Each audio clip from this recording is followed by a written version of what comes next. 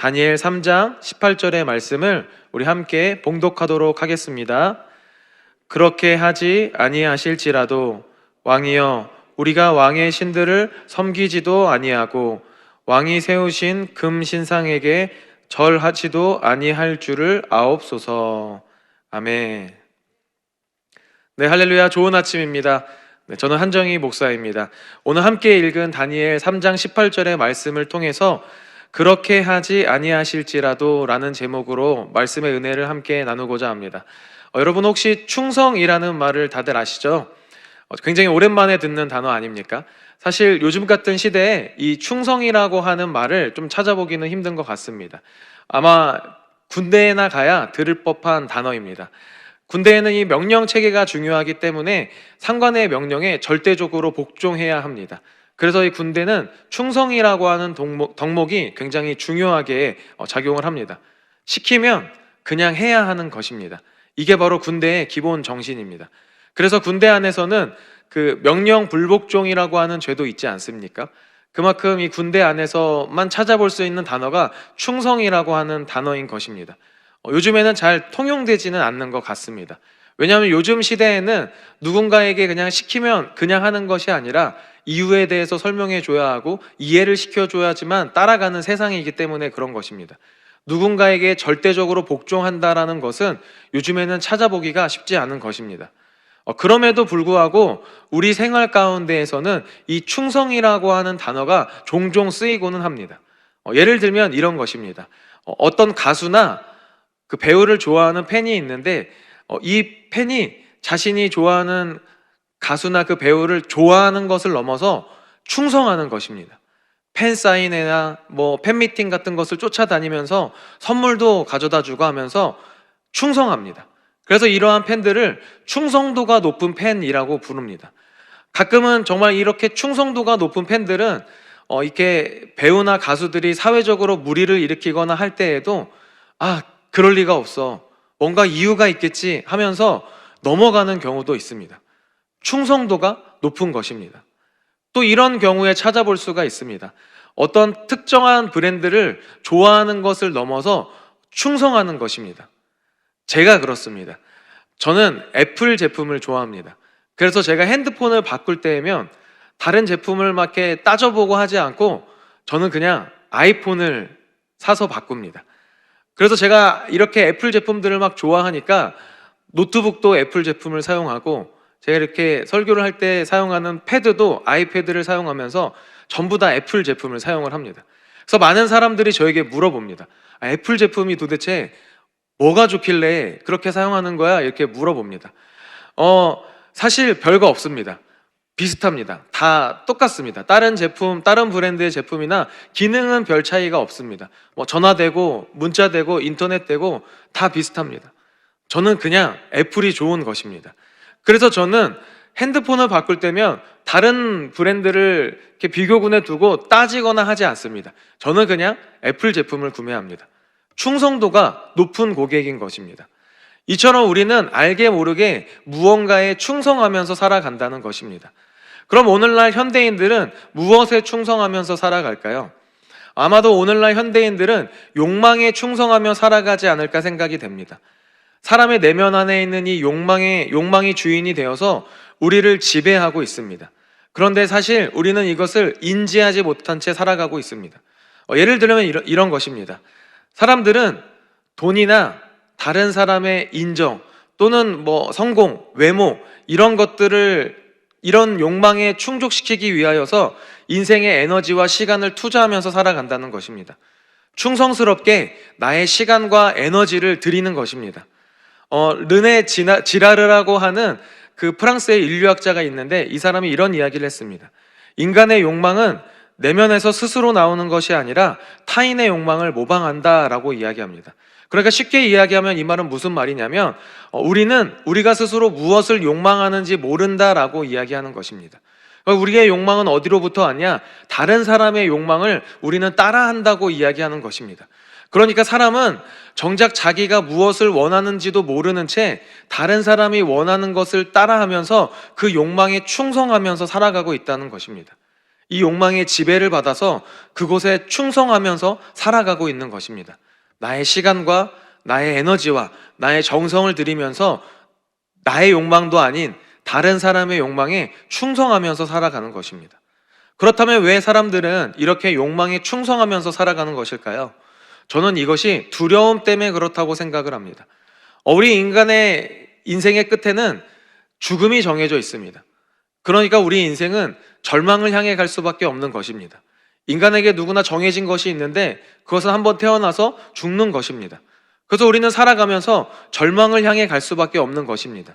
그래서 사람들은 이러한 죽음으로부터의 오는 두려움으로부터 벗어나기 위하여서 자신을 구원해줄 무언가를 찾아 헤맵니다. 자신을 구원해줄 것을 갈망하는 것입니다. 그래서 그것이 욕망의 대상이 되는 것입니다. 사람들은 돈이 나를 이 두려움으로부터 구원해줄 수 있을 것이라고 생각을 하는 것입니다. 성공이 나를 이 두려움으로부터 건져내줄 것이라고 생각을 하는 것입니다. 권력이 나를 이 두려움으로부터 건져내 구원해 줄 것이라고 생각하면서 살아간다라는 것입니다. 그러나 이것들이 우리를 죽음으로부터 구원해 줄 수 있습니까? 그렇지 않습니다. 이런 우리에게 성경은 이렇게 이야기를 합니다. 사도행전 4장 12절 말씀입니다. 우리 함께 이 말씀 읽어보도록 하겠습니다. 다른 이로서는 구원을 받을 수 없나니 천하 사람 중에 구원을 받을 만한 다른 이름을 우리에게 주신 일이 없음이라 하였더라. 우리를 구원해 주실 그 이름이 무엇입니까? 바로 예수 그리스도입니다. 오직 우리를 죽음으로부터 구원해 주실 분은 우리를 위하여서 십자가에서 죽으시고 부활하신 예수 그리스도 한 분밖에 없습니다. 우리가 이것을 믿으면서 나아가는 저와 여러분들 다 되시기를 주님의 이름으로 축원합니다. 그래서 우리가 충성해야 할 그 이름은 오직 한 분 예수 그리스도밖에 없다라는 것입니다. 오늘 본문의 말씀은 다니엘의 말씀입니다. 오늘 본문의 주인공은 사실 다니엘이지만 우리가 읽은 이 본문 속에서는 다니엘이 등장하지는 않습니다. 이 다니엘이 어디 갔는지는 모르겠지만 다른 사람들이 등장을 합니다. 바로 다니엘의 세 친구들이 등장을 합니다. 원래 이 세 친구들의 이름은 하냐냐와 미사엘과 아사랴입니다. 그런데 이제 바벨론의 포로로 끌려가서 이들의 이름이 바뀌어서 사드락과 메삭과 아벳느고라고 불립니다. 이 세 친구가 오늘 한 시련을 만나는데요. 오늘 성경 속에서 왜 굳이 주인공이 다니엘이 아니라 이 세 친구를 등장시켰을까요? 저는 아마도 하나님께서 다니엘처럼 유명한 사람뿐만 아니라 이 세 친구처럼 유명하지는 않아도 하나님을 잊어가는 이 시대 가운데 하나님께 충성되이 살아가는 사람들이 있었다라는 것을 통해서 우리가 하나님 앞에 충성되이 살아가는 삶을 도전받기를 원하는 것은 아닐까 하는 생각이 들었습니다. 그래서 오늘은 이 말씀을 통해서 이 세 친구의 삶을 통해서 충성에 대해서 함께 나누기를 소망합니다. 오늘 이 말씀을 우리가 함께 나눌 때 우리가 하나님 앞에 충성된 삶을 살아가는 저와 여러분들 다 되시기를 주님의 이름으로 축원합니다. 그래서 오늘 성경은 이 세 친구의 이야기를 통해서 충성의 본질에 대해서 이야기를 하고 있습니다. 오늘 이 세 친구가 만난 한 시련은 죽을 위기에 처해 있는 것입니다. 그냥 죽는 것도 아니고 불타서 죽을 위기에 처해 있는 것입니다. 죽을 때 가장 고통스러운 죽음이 불타 죽는 죽음이라고 합니다. 그러니까 오늘 이 세 친구는 가장 고통스러운 죽음을 맞이할 위기에 처해 있는 것입니다. 그렇다면 이 세 친구가 왜 이러한 위기에 닥쳤을까요? 오늘 이 3장 앞부분을 쭉 읽어보면 이 바벨론의 느부갓네살 왕이 자신을 닮은 이 금신상을 세우고 이것에 절하지 않으면 불태워 죽이겠다라고 명령을 했기 때문에 그런 것입니다. 오늘 이 명령은 단순히 종교적인 신념을 강요하는 것이 아닙니다. 이 느부갓네살 왕이 자신의 금신상에 절을 하라고 이야기하는 것은 종교적인 신념을 꺾기 위한 것이 아니라 자신에게 충성하라고 이야기하는 의미인 것입니다. 그러니까 이 왕이 너네 이 금신상에 절하지 않으면 나에게 충성하지 않는 거야 라고 이야기하고 있는 것입니다. 그래서 이 느부갓네살 왕은 자신을 닮은 이 금신상을 세워서 여기에 절하게 만들므로써 백성들이 자신에게 충성하게 만들려는 것입니다. 두려움을 만들어서 충성을 가져오고 있는 것입니다. 그런데 이 세 친구는 이 신상에게 절을 하지 않습니다. 왜 절하지 않았을까요? 10계명에 보면 제2계명에 이렇게 이야기합니다. 출애굽기 20장 4절과 5절의 말씀입니다. 우리 함께 이 말씀 읽어보겠습니다. 너를 위하여 새긴 우상을 만들지 말고 또 위로 하늘에 있는 것이나 아래로 땅에 있는 것이나 땅 아래 물속에 있는 것에 어떤 형상도 만들지 말며 그것들에게 절하지 말며 그것들을 섬기지 말라.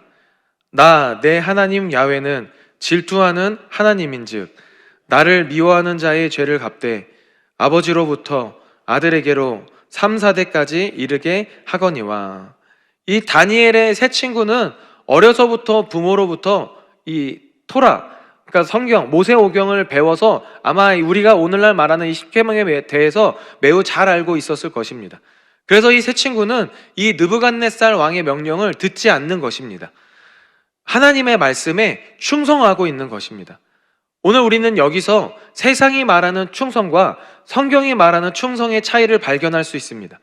세상에서의 말하는 충성은 두려움을 통해 복종하게 만드는 것입니다. 죽이거나 괴롭혀서 공포심을 주는 것입니다. 이 공포심으로 인해서 굴복시켜 버리는 것입니다. 그러니까 두려움으로부터 굴복시켜서 충성하게 만드는 것입니다. 그런데 성경이 말하는 하나님을 향한 충성은 그렇지 않습니다. 오늘 우리가 말씀을 통해서 그것을 발견할 수 있습니다. 다니엘 3장 17절 말씀을 보니까 이렇게 이야기를 합니다. 왕이여, 우리가 섬기는 하나님이 계시다면 우리를 맹렬히 타는 풀물불 가운데에서 능히 건져내시겠고 왕의 손에서도 건져내시리이다. 오늘 이 세 친구가 나에게 충성하지 않으면 너네를 불에 고통스럽게 태워 죽일 거야 라고 말하는 이 왕 앞에서도 아닙니다, 우리는 하나님 앞에 충성하겠습니다 라고 말하면서 이 하나님 앞에 충성을 지킬 수 있는 이유가 무엇입니까? 그것은 바로 죽음을 눈앞에 둠에도 불구하고 하나님 앞에 충성하는 이유는 하나님이 자신들을 보호하여 주시고 지켜주실 거라는 신뢰에서부터 시작이 된다는 것입니다. 그러니까 성경에서 말하는 충성은 두려움에서부터 시작되는 것이 아니라 신뢰에서부터 시작이 된다는 것입니다. 하나님께서 우리의 삶을 존귀하게 여겨서 우리의 삶을 지켜주시고 보호해 주실 것이라는 이 신뢰로부터 충성이 시작된다는 것입니다. 오늘 이 세 친구는 하나님이 어떤 분이신지를 알았던 것입니다. 우리를 사랑하여 주시고 우리를 존귀하여 주셔서 존귀하게 여겨주시는 분이시라는 것을 알았던 것입니다. 그래서 하나님께서 자신들에게 하신 이 약속을 신실하게 지켜가는 분이시라는 것을 다니엘의 이 세 친구들은 알고 있었던 것입니다. 바로 이러한 신뢰가 하나님을 향한 충성을 가져오는 것이었다는 것입니다. 그래서 이러한 신뢰로 하나님 앞에 이 다니엘의 세 친구는 이제 이렇게 고백을 하는 것입니다. 오늘 본문 말씀인 3장 18절의 전발전 말씀을 보니까 이렇게 고백을 합니다. 우리 함께 믿음으로 고백하는 마음을 가지고 이 말씀 읽어보도록 하겠습니다. 그렇게 하지 아니하실지라도 왕이여, 우리가 왕이 신들을 섬기지도 아니하고. 오늘 아마 이 고백은 성경에 나온 고백 중에 가장 강력한 믿음의 고백이지 않을까 생각이 됩니다. 하나님께서 우리를 살려주지 아니하실지라도 우리는 절대 다른 것에 굴복하지 않겠습니다. 우리는 다른 것에 충성하지 않겠습니다. 우리는 하나님을 향한 충성을 멈추지 않을 것입니다 라고 하는 이런 고백입니다. 그러니까 진짜 충성은 결과가 없을지라도 흔들리지 않는 관계적인 선택을 하는 것입니다. 아까 말한 세상에서의 충성은 목적이 중요합니다. 충성하지 않으면 죽어야 하는 것입니다. 충성을 해야지만 죽지 않는 것입니다. 충성을 해야지만 성공이 보장되는 것입니다. 충성을 하면 나에게 어떠한 이득이 있는 것입니다. 세상에서 말하는 충성은 대부분 이익이 있습니다. 목적이 있는 것입니다. 그래서 우리가 하나님 앞에 충성한다고 말하면서 내 삶 가운데 어려움이 닥치거나 때로는 내가 기도하는 것이 응답되지 않았을 때에 시험이 든다라고 하는 것은 우리가 사실은 목적을 두고 결과를 바라면서 하나님 앞에 충성하는 척하면서 신앙생활을 했다는 증거인 것입니다. 하지만 오늘 성경은 우리에게 알려줍니다. 진짜 충성은 내가 원하는 것이, 내가 바라는 것이 뜻대로 이루어지지 않을지라도 흔들림 없이 하나님을 선택하면서 나아가는 것이 바로 충성이라는 것을 이야기하는 것입니다. 온전히 하나님을 신뢰하면서 나아가는 것입니다. 그래서 이제 이 세 친구는 자신들이 입술로 고백한 이 고백을 넘어서 이것을 살아내기 시작을 합니다. 18절 뒷부분의 말씀을 우리 함께 마저 읽어보도록 하겠습니다. 왕이 세우신 금신상에게 절하지도 아니할 줄을 아옵소서. 이 세 친구들의 충성은 말로만 끝난 것이 아닙니다. 이들의 충성은 이제 삶에 실제적으로 나타났습니다. 우리는 그래서 이러한 삶을 헌신이라고 부릅니다. 우리가 교회 안에서 헌신이라고 하는 말을 자주 사용하지 않습니까? 이게 어떤 의미입니까? 우리는 내가 당연히 해야 하는 것들, 내가 마땅히 해야 하는 것들을 헌신이라고 부르지 않습니다. 내가 손해를 보면서까지 하는 것을 우리는 헌신이라고 이야기를 하는 것입니다. 남들이 칭찬은커녕 남들이 알아주지 않아도 때로는 내 것을 손해보면서 하나님을 위해 하는 행동을 우리는 헌신이라고 부르는 것입니다. 오늘 우리가 하나님을 신뢰하여 충성할 때 이 충성된 삶의 모습이 나오는 것을 바로 헌신이라고 부르는 것입니다. 남을 돕는 것만을 헌신이라고 말하지 않습니다. 하나님 앞에 충성되이 살아가는 삶을 우리는 헌신이라고 이야기하는 것입니다. 이러한 삶의 모습을 헌신이라고 부른다는 것입니다. 오늘 본문의 세 친구는 이 삶을 보여주고 있는 것입니다. 이들이 선택한 것은 죽음이었지만 이것이 바로 하나님을 향한 충성된 삶의 헌신의 모습인 것입니다.